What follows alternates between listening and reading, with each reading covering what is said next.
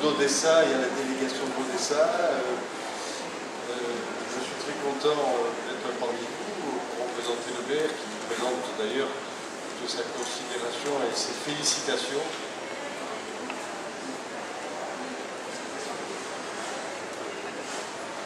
Je suis très heureux qu'il y ait aussi M. Patrick Boulanger de la Chambre de commerce qui s'occupe du patrimoine et des grandes expositions, avec qui nous étions allés d'ailleurs à Odessa, puisqu'il faut le savoir, Marseille est jumelé avec Odessa depuis 41 ans, donc c'est le jumelage ancien, et aussi la présence de M. Detaille, qui est l'adjoint à la culture de la mairie du 9-10 et qui est très présent, 6-8, excusez-moi, et qui, bien sûr, est aussi un grand animateur des Amis du Mucem.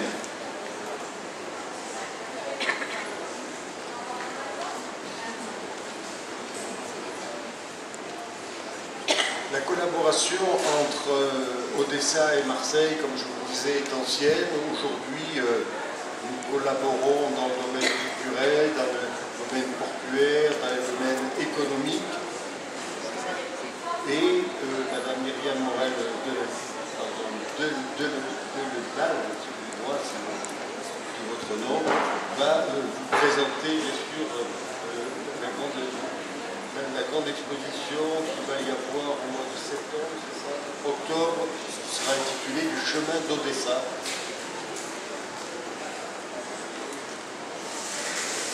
Au niveau culturel, nous avions eu bien sûr un échange sur des films ukrainiens au château de la Cuisine. Nous avons eu des échanges au niveau des bibliothèques, et nous avons des échanges avec l'école des beaux-arts et de design de Marseille. Donc il est bien aussi que c'est bien que le vice-maire d'Odessa soit ici pour capitale européenne de la culture, parce que nous estimons que Odessa, certes, si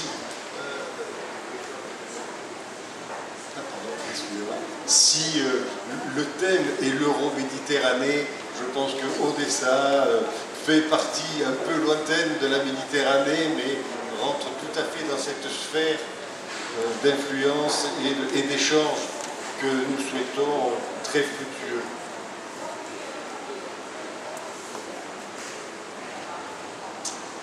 Je voudrais aussi remercier la présence de la directrice des affaires culturelles de Marseille, ainsi que de toute son équipe qui, si vous voulez, œuvre à longueur d'année pour que ces échanges soient fructueux.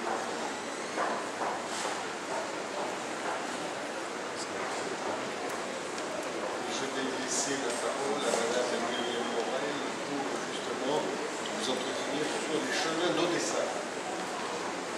Merci. Bonjour à tous. Merci d'être si nombreux.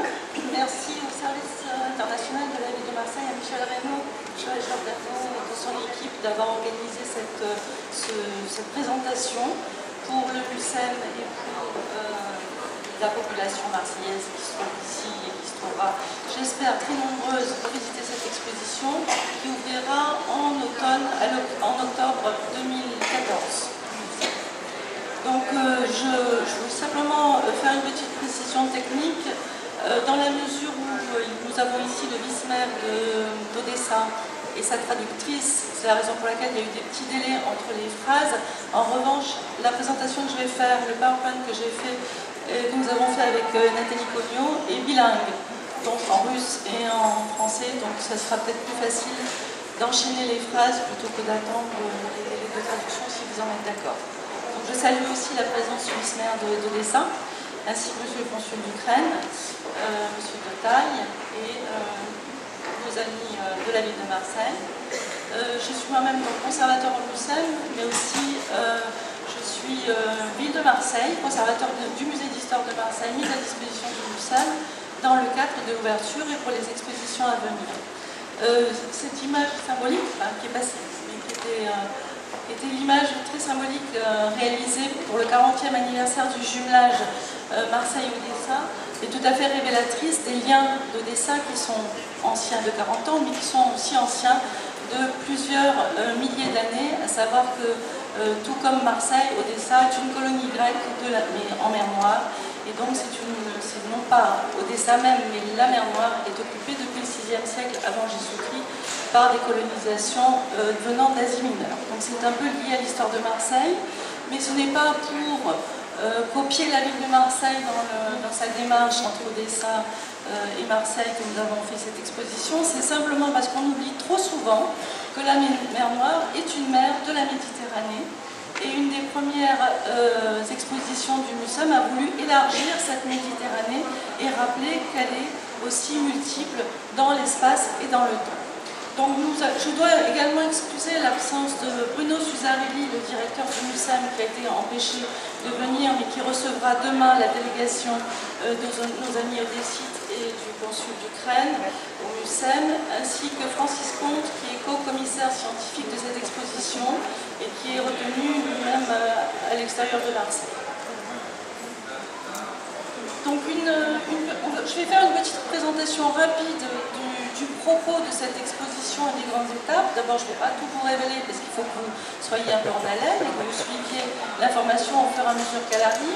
D'autre part, c'est simplement justement une mise en bouche et je laisserai quelques minutes pour des questions. Parce que ça me paraît plus important que vous vous appropriez le sujet et que vous soyez demandeur plutôt qu'on vous donne tout à l'avance. Ce PowerPoint a été réalisé sur la base d'objets et de collections. D'une part, que nous allons emprunter dans les musées odessites, et nous avons déjà fait 2 missions à Odessa fructueuses avec les musées d'Odessa. Plusieurs musées nous prêtent des pièces importantes pour cette exposition, ainsi que les institutions françaises comme le Louvre, la Bibliothèque nationale et d'autres institutions. Vous avez ici, alors je vous fais un petit parcours chronologique. On va présenter les chemins d'Odessa depuis les fondations des colonies grecques en mer Noire jusqu'à notre créneau chronologique s'arrêtera autour des années 1920. Nous ne traiterons pas Odessa pendant la période soviétique car elle perd, je dirais, ses caractéristiques puisqu'elle rentre dans ce grand empire soviétique. Il n'a plus de caractéristiques particulières qui font qu'elle se démarque de l'ensemble des autres lieux de l'URSS. Odessa, en revanche, doit se concevoir véritablement comme un point stratégique en Méditerranée et en mer Noire, parce que la mer Noire, c'est vraiment le sujet, c'est la stratégie de l'Empire du Nord vers l'ouverture sur la Méditerranée, qui a été conquis de haute lutte à diverses périodes de l'histoire, que ce soit la période grecque antique, la période médiévale, la période turque ou la période plus récemment, depuis la construction même d'Odessa par Catherine de Russie, par Catherine II. C'est une véritable volonté de s'installer de façon économique, stratégique et politique en Méditerranée de la part des populations du nord de l'Empire du Tsar et puis l'Empire russe par la suite. Vous avez ici un très joli portrait de Mithridate, qui est un des emblèmes de ce qu'on appelait autrefois le pont de Euxin, c'est-à-dire la mer Noire, et de ce pouvoir en mer Noire par ce grand empereur Mithridate. Donc c'est un très beau portrait du musée archéologique d'Odessa qui nous est en principe prêté, donc c'est emblématique de la puissance de cet empire à cette période-là. Ici également, il faut rappeler que les colonies de la mer Noire, Odessa plus tard, en tout cas la région d'Odessa, ont été l'objet de rencontres importantes entre plusieurs civilisations. D'une part, donc, les Grecs d'Asie mineure venus sur ces rivages à la recherche des grandes steppes à blé, par exemple, et les civilisations scythes qui sont originaires de cette région, et que la rencontre entre les Scythes et les Grecs ont donné une culture particulière qui s'appelle hellénocyte, et une production d'œuvres d'art ou d'œuvres très particulières. Et là également, nous présenterons cette civilisation sur la base d'objets venant des musées archéologiques d'Odessa. Je veux juste rappeler pour mémoire que le père de l'histoire, Hérodote, est celui qui, au 5e siècle avant Jésus-Christ, a parlé le premier de ces populations scythes et de leur rencontre avec les Grecs. Donc on a des documents très ancien, qui raconte cette belle histoire de ces fusions, et osmoses et contacts de population sur les rives nord de la mer Noire. On passe dans le temps, encore une autre occupation de la mer Noire par les Turcs pendant très très longtemps. Vous avez ici le fort de Hadjibé, en fait, qui était la seule construction existant sur les rivages de la future Odessa, car il faut bien rappeler qu'Odessa a probablement été occupée par les Grecs vers le 6e siècle avant Jésus-Christ, 6e, 5e, 4e, puisqu'on a réalisé des découvertes archéologiques, en particulier une petite nécropole grecque de ces époques, mais on pense qu'il s'agit d'un tout petit comptoir ou d'une toute petite installation ponctuelle. Il n'y a pas, à notre connaissance encore, de continuum historique dans le temps, mais les fouilles archéologiques d'Odessa n'ont pas été formellement réalisées. Il s'agit de découvertes ponctuelles et peut-être que dans l'avenir, il y aura des fouilles programmées qui permettront d'avoir d'informations plus importantes sur la réalité de ce qu'est Odessa. Je fais une petite parenthèse parce qu'il peut y avoir confusion. Odessa est le nom choisi par Catherine de Russie pour cette ville. Elle l'a créée au début du XVIIIe siècle sur la base du nom grec d'Odessos. Mais Odessos est un autre petit comptoir un peu plus éloigné sur la côte de la mer Noire. Et ça n'est pas le site de la future Odessa. C'est une empreinte, puisque Catherine de Russie voulait absolument donner des noms helléniques ou hellénisants ou grecs en tout cas à cette région et sa construction dont elle était inspirée.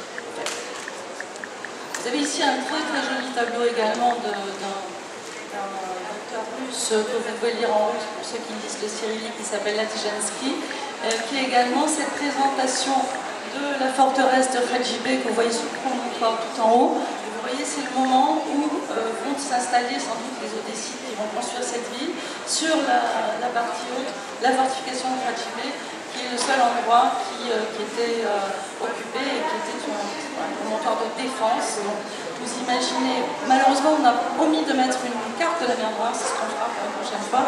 Vous imaginez donc le nord-est de la mer Noire avec cette occupation turque et ce promontoire qui regarde vers l'ouest, qui n'est pas occupé et qui est justement en plutôt marchandage à la fois d'occupation et économique.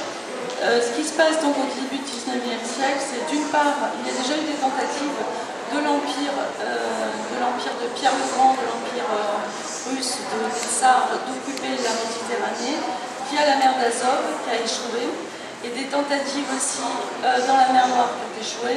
Et finalement, Catherine de Russie arrive à pactiser, après de multiples petites guerres et guerrilles sur la mer Noire, arrive à pactiser avec les Turcs et signer un traité qui lui permet d'installer une ville sur la côte vers le nord-ouest de la mer Noire, sur la côte qui deviendra Odessa. Donc on va passer, voilà, vous avez le portrait de Catherine de Russie à gauche et de Pierre le Grand à droite. Pierre le Grand, lui n'ayant pas réussi à créer une cité, un port en Méditerranée, s'était tourné vers la Baltique parce qu'il avait besoin de sortir sur une mer et avait créé Saint-Pétersbourg. Donc on a cette espèce de recherche de contact à l'extérieur de cet empire fermé. Comme on n'a pas réussi en mer Noire, on s'est dirigé vers la Baltique, mais Catherine II réussira à installer un grand port en mer Noire. Catherine II est une personne de son temps, une princesse de son temps, une reine de son temps. Elle est donc éclairée par les Lumières et elle est très francophile et admiratrice des lettres et de la réflexion et de la pensée des Lumières. Et elle s'adresse à des princes français pour organiser une ville qui sera une ville parfaite, une ville des Lumières, une ville organisée de manière extrêmement stratégique, extrêmement ouverte à la lumière, orientée nord-sud, ordonnée, etc., de manière classique, une ville classique. Elle s'adresse à des gens dont on a conservé les portraits également aujourd'hui en Ukraine, et qui ont fait souche pour la plupart, qui ont fondé leur famille, qui sont restés. José de Ribas, le duc de Richelieu, qui est un petit neveu de notre Richelieu bien connu dans l'histoire française, le comte de Langeron, et d'autres qui vont être les promoteurs de cette ville nouvelle, de cette grande ville classique. Très vite, bien que ce soit une grande ville classique et une ville que l'on veut très éclairée, comme elle est au fin fond de l'Empire, Odessa devient aussi une ville et un port où sont envoyés les gens dont on ne veut pas dans la capitale et autour de la noblesse et des tsars. On envoie les exilés, on envoie les bannis, on envoie les personnes qu'on ne veut plus voir dans le paysage, et puis se retrouvent aussi dans cette ville tous ceux qui font le commerce, parce qu'Odessa devient vite un port, parce que c'est sa destinée, elle est faite pour ça, un port avec la Méditerranée, un port qui va exporter en particulier une des richesses de l'Ukraine, des plaines ukrainiennes, c'est le blé, et qui va donc avoir commerce avec Constantinople, avec Marseille, avec Gênes, avec les grands ports de la Méditerranée, Alexandrie, surtout l'Est, le bassin oriental de la Méditerranée. Et on y retrouve donc des gens bannis bien connus, mais russes, comme Pouchkine. Nous avons ici un portrait de Pouchkine, en exil, avec un poème que vous pourrez lire si vous lisez Cyril. Et vous découvrirez l'exposition parce qu'il nous est prêté par le musée des Beaux-Arts d'Odessa. Donc ça, ce sont des vues d'Odessa dans son centre, donc avec ce grand croisement qui domine l'escalier qui deviendra plus tard, à cause de l'histoire, l'escalier Potemkin, avec une place en arrondi et la statue de Richelieu, telle qu'elle se trouve encore aujourd'hui pour ceux qui connaissent Odessa. Et puis les constructions dans les allées orthonormées, les constructions de palais classiques, merveilleux, le lycée Richelieu, les grandes constructions qui sont également conservées dans le cœur de la vieille ville d'Odessa. Voilà, donc une évocation de la richesse à l'époque au XVIIIe, XIXe siècle, c'est-à-dire le blé et son exportation. Toujours le port.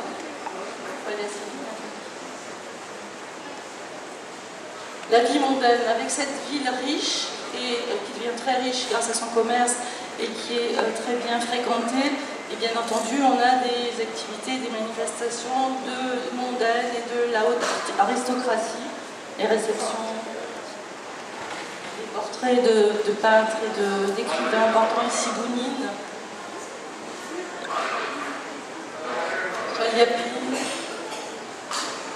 l'opéra bien sûr, la gare ici, mais vous avez aussi l'opéra qui reste un grand opéra d'Ukraine, parce que Odessa devient vite une ville de la modernité, et vous avez le contrepoint naturel, c'est-à-dire les populations qui font travailler et vivre ceux qui sont riches, c'est-à-dire les commerçants, les pauvres et les mendiants, les bas-fonds, les quartiers de bas-fonds, tout ça, ça prend ensemble, bien sûr.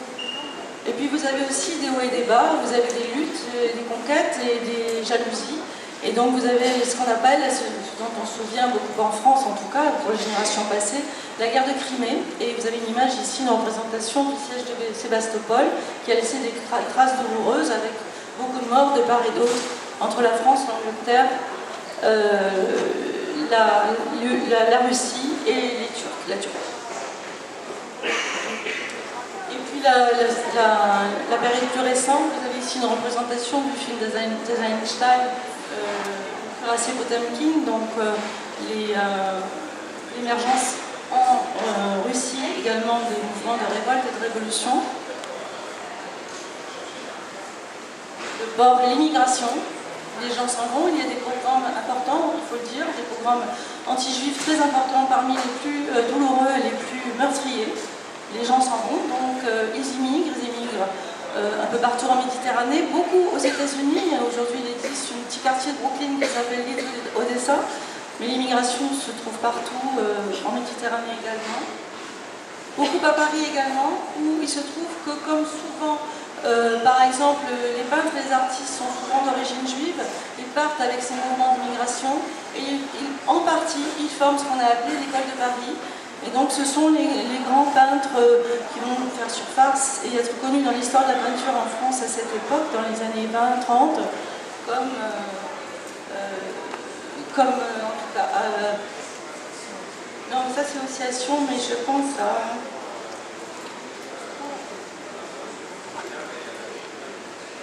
Bon, ça va revenir. Non, mais Sonia Delaunay, mais non, celui... Kandinsky, pardon. Non, excusez-moi, c'est plus évident. Il n'arrive pas. Kandinsky. Sonia Delaunay, originaire d'Odessa, et beaucoup de peintres Boulogne-Croix français, presque, sont originaires d'Odessa ou d'Ukraine. Donc la fin de l'exposition sera liée aussi à cette présentation en réminiscence de l'école de Paris. Et c'était, je vous ai brossé le parcours d'exposition en vitesse pour vous laisser d'une part la possibilité d'une information que Nathalie va peut-être vous donner sur les expositions et les manifestations parallèles qui seront également tenues par la ville de Marseille dans le cadre et au moment de cette exposition au MUSEM. Et également vous signaler deux manifestations en octobre 2013 cette fois-ci. Un colloque destiné surtout aux comités scientifiques et aux spécialistes d'Odessa qui se tiendront au MUSEM, et une manifestation artistique qui s'appelle Soundwalk, dont vous avez l'information ici que vous retrouvez sur les sites du MUSEM et les sites de la ville de Marseille, qui sont une prise de son sur le port d'Odessa et une activité artistique très particulière et très spécialisée d'une équipe odessite. Je vous remercie. Nathalie, vous donner les informations sur la partie Marseille-Odessa plus spécifiquement.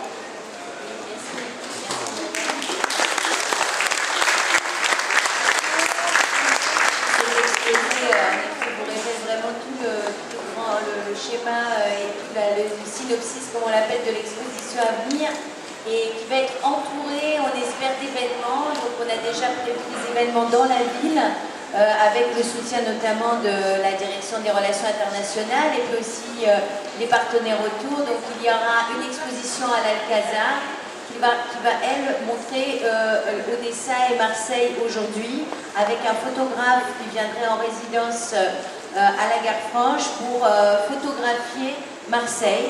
Donc ce sera le regard d'un Odessite sur Marseille et un photographe marseillais qui va aller à Odessa, photographier Odessa. Donc une sorte de regard croisé, et aussi une exposition assez exceptionnelle de photos anciennes d'Odessa et de Marseille, qui est aussi organisée avec le soutien de la BMBR, de la bibliothèque de l'Alcazar.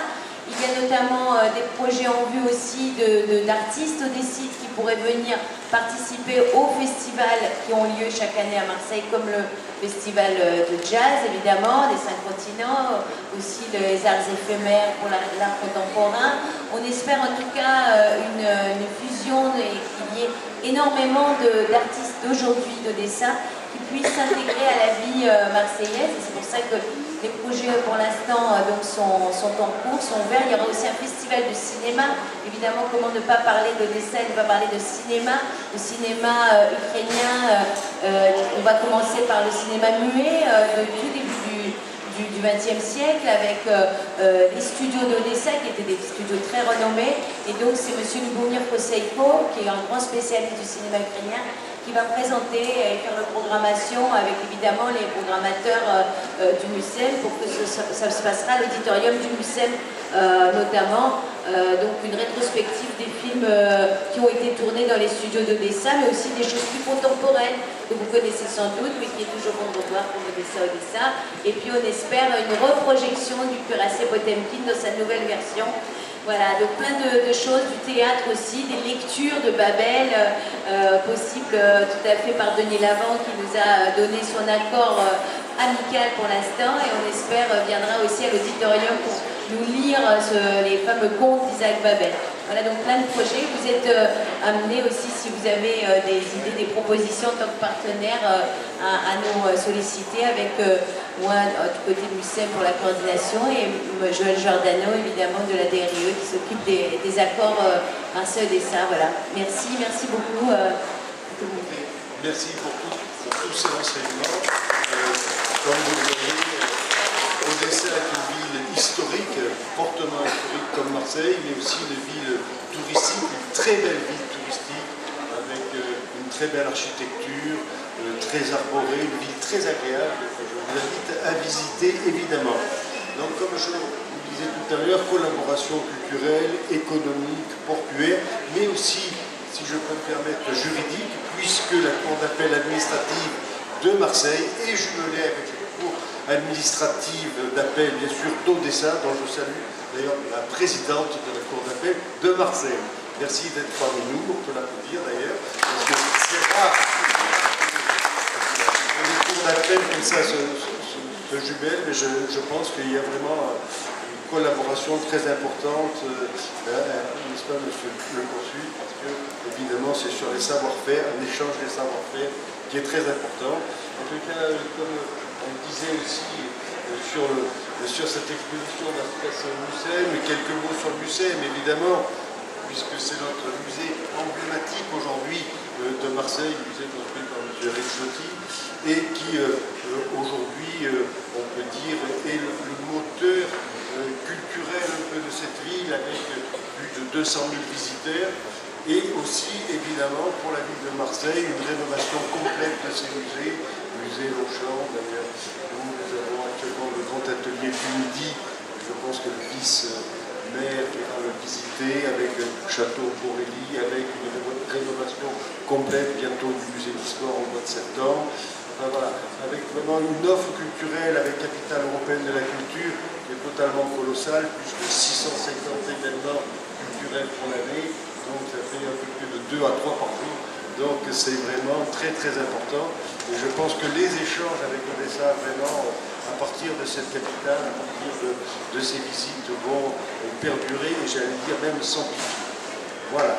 Peut-être qu'il y a quelques questions. Oui, voilà, si vous avez quelques questions sur l'exposition elle-même, ou d'autres, je suis à votre disposition, soit comme ceci, soit de manière informelle, un petit peu plus tard. Pardon. Moi, j'ai raté la conférence. Je voulais savoir si on était bien jumelé avec Odessa, parce que je connais jumelé avec beaucoup de villes. Oui, la ville de Marseille est jumelée avec Odessa. Depuis combien de depuis quelle année? Depuis 40 ans. Oh là, en effet. Merci beaucoup. Je voulais juste rajouter qu'il y a un domaine très important d'échange aussi entre les deux villes, c'est la mode, avec la semaine de la mode qui a eu dernièrement lieu au pavillon M, et Madame Annie Carré, justement, qui représente la chambre syndicale de la mode, et donc le Fashion Week qui a lieu tous les ans à Odessa et qui invite des créateurs de Marseille, et les autres créateurs d'Odessa viennent à Marseille, donc c'est un domaine aussi à ne pas négliger dans les échanges. D'autres questions? Je vous attends en octobre 2014 au Museum pour cette exposition.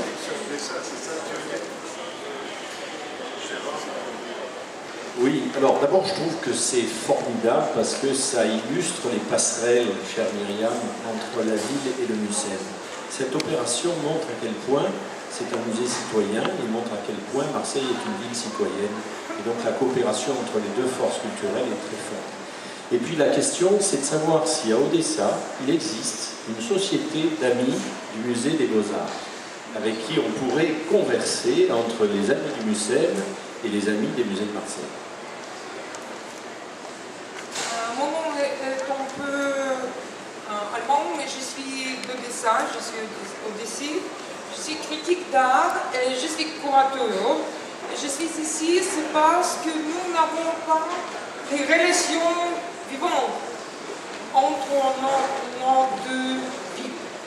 Et puis, je veux soutenir qu'à Odessa, déjà, nous oublions que Odessa était établie par Français. Que nous avons beaucoup de familles nobles de France à Odessa. Maintenant, personne ne se souvient. Nous parlons sur les Russes, sur les Tatars, je ne sais pas sur qui, mais pas sur Français. Vraiment, on oublie. C'est pourquoi je suis ici pour recommander, contacter avec nous et nous tâchons quelque chose, c'est notre histoire. Et nous voudrions avoir votre part de noblesse. C'est parce que les noblesses dans notre pays étaient ici. C'est notre histoire. C'est notre histoire. Et c'est pourquoi nous sommes prêts à importer zurückbringen. Pour connaître la présence française et la noblesse française à Odessa, je crois qu'il faut voir Patrick Boulanger, parce que je me rappelle que vous avez fait une conférence à Odessa totalement remarquable. Et nous avons tous découvert d'ailleurs la forte présence française à Odessa. Mesdames, Messieurs, je suis très sensible à ce que vous venez de dire. En effet, les Français sont un peu oubliés. Devant vous, Marseillais provençaux, je voudrais rappeler que c'est un Marseillais qui a ouvert le Bosphore, qui a ouvert la mer Noire à l'Occident. Là, ça nous ramène à la fin du XVIIIe siècle, lorsque les sultans de Constantinople ne voulaient pas que les navires de la chrétienté passent dans cette mer Noire qui leur appartenait. Eh bien, c'est un Marseillais qui s'appelait Antoine. Antoine, son nom avec un H, c'était un Basalpin qui était négociant, qui avait été à Constantinople et qui ensuite, avec beaucoup d'entre-gens, avec beaucoup de volonté de relations internationales, voit les ministres français et reçoit une délégation pour les rencontrer. Nazarine, que Myriam a rappelé, Potemkin, qui était son amant, qui était son ministre. Il rencontre même ce négociant marseillais, le roi de Pologne, et il obtient finalement l'ouverture des détroits, mais sous navire, sous pavillon russe. Donc les premières relations marchandes qu'il y a eu entre la mer Noire et Marseille se sont faites avec des navires de guerre français passés sous pavillon russe. Vous voyez tout ce côté international. Et puis, naturellement, il a été imité. Et à nouveau, des négociants marseillais par dizaines ont été attirés justement par les blés, par ces produits. Et qu'est-ce que nous, à Marseille, leur envoyons? C'était cet art de vivre à la française, c'était les alcools, c'était les tissus, puis naturellement, ce qui nous est cher, c'était l'huile d'olive et le savon de Marseille. Et voilà une belle histoire qu'il était nécessaire de rappeler. Ce qu'il faut dire aussi, c'est que ce négociant marseillais, Antoine, a été ensuite maire de Marseille, sous l'Empire. Vous le connaissez parce qu'il est apparenté au Clary, donc il s'est retrouvé le gendre de roi, en particulier du roi d'Italie et du roi de Suède. Donc c'était un énorme personnage, il a été aussi académicien et membre de la Chambre. Bravo.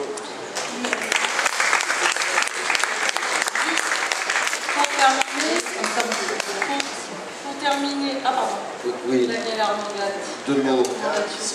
Je vais bien, Myriam, merci. Bravo. De la Cinémathèque de Marseille. Et bravo. Oui, il a été dit qu'il y aurait des films, évidemment, ici au Mucem, c'est évident. Pas seulement, Daniel, pas seulement. Nous avons l'année dernière donc, projeté 7 films avec Lubomir Saïko, qui est vraiment son livre, sa thèse, c'est la Bible du cinéma ukrainien, un énorme pavé.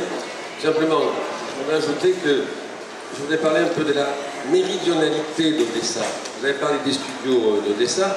C'était des studios qui, au temps de l'URSS, tournaient le plus de films. L'évidence, il y a la mer, bien fait de dire que c'est une mer méditerranéenne, brodélienne en tout cas.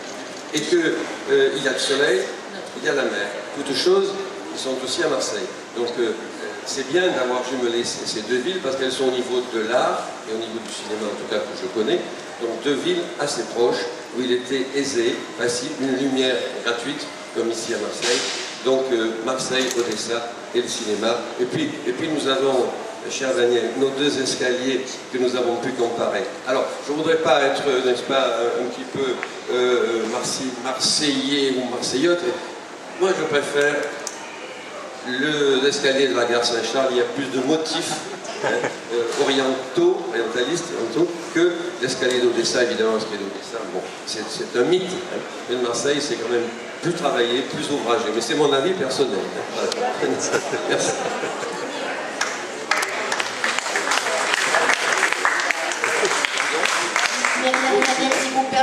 et juste rajouter un petit point concernant la coopération entre Marseille et Odessa. Je voudrais donner la parole à Michel Perloff qui se cache là-bas, qui est professeur d'architecture et qui est né à Odessa. Non ? Michel, est-ce que tu peux dire deux petits mots sur la coopération que nous faisons dans le cadre des deux écoles d'architecture, celle de Marseille et celle d'Odessa, et des échanges d'étudiants et de professeurs? Ah, je sais.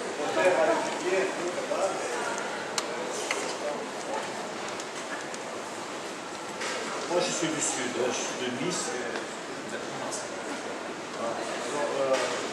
On peut dire comme ça, un peu pour point, c'est que j'ai travaillé longtemps comme enseignant-chercheur à l'école d'architecture de Marseille et nous avons développé depuis de nombreuses années une coopération assez importante qui, je pense, en tout cas ça m'a été dit, a été le prétexte à renouveler les actions de jumelage avec Odessa.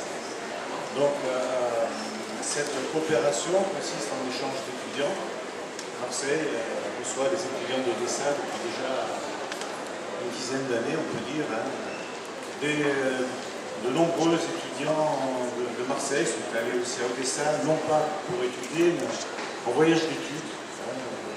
Moi, j'ai réalisé beaucoup de voyages d'études. Puis il y a eu des échanges d'enseignants, et puis cette coopération se poursuit, elle s'est ancrée. Je pense que je peux avoir l'espoir qu'elle va se développer au-delà. Mais c'est je dirais, c'est une petite pierre à l'édifice de la coopération avec Odessa. Et voilà, je vais dire que c'est une expérience qui m'a enchanté pendant toutes ces années. Et actuellement, je l'observe de plus loin, parce que je ne suis plus à l'école d'architecture de Marseille, mais je continue des conférences à Odessa, à l'école d'architecture d'Odessa, et j'ai toujours des relations avec les enseignants, les chercheurs d'Odessa. Nous rencontrons par ailleurs en Italie, sur d'autres terrains. Voilà. On peut rajouter que Michel Perloff fait partie de notre comité scientifique, de même que Patrick Boulanger et tous ceux qui sont intervenus. Donc vous retrouverez des morceaux de ces interventions dans l'exposition parce qu'ils font partie de chapitres entiers. Michel Perloff sur l'architecture, Patrick sur le commerce en particulier au 19e. Merci en tout cas. Aussi évidemment au consulat où évidemment l'Ukraine est représentée particulièrement dans la salle Bailly de Suffren. Donc allez voir absolument ces expositions de tous les consuls qui sont représentés, des artistes consulaires qui sont représentés à Marseille. Donc bienvenue à l'inauguration de l'exposition de sculpture. On a bien l'inauguration à la salle Bailly de Suffren puisque c'est la semaine ukrainienne.